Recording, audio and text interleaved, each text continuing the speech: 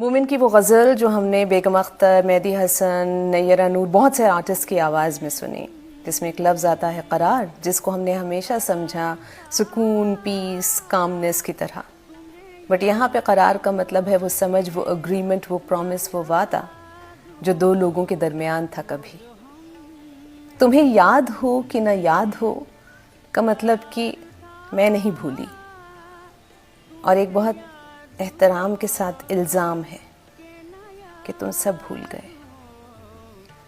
वो जो हम में तुम में करार था, तुम्हें याद हो कि न याद हो, वही यानी वादा निबाह का, तुम्हें याद हो कि न याद हो।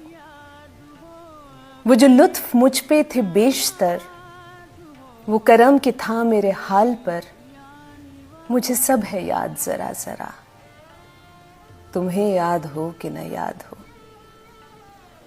वो नए गिले, वो शिकायतें, वो मज़े मज़े की हिकायतें, वो हर एक बात पे रूठना, तुम्हें याद हो कि न याद हो।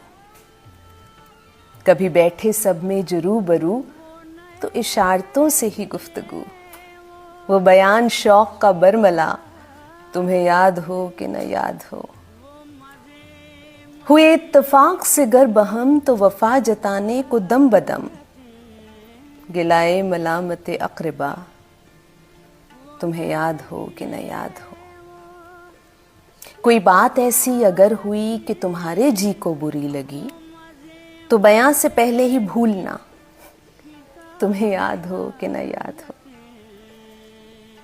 कभी हम में तुम में भी चाह थी, कभी हमसे तुमसे भी राह थी, कभी हम भी तुम भी थे आशना, तुम्हें याद हो कि न याद हो।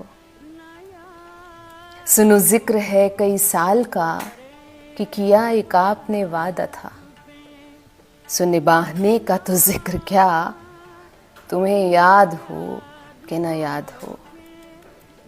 कहा मैंने बात तो कोठे की, मेरे दिल से साफ उतर गई, तो कहा कि जाने मेरी बला, तुम्हें याद हो कि न याद हो।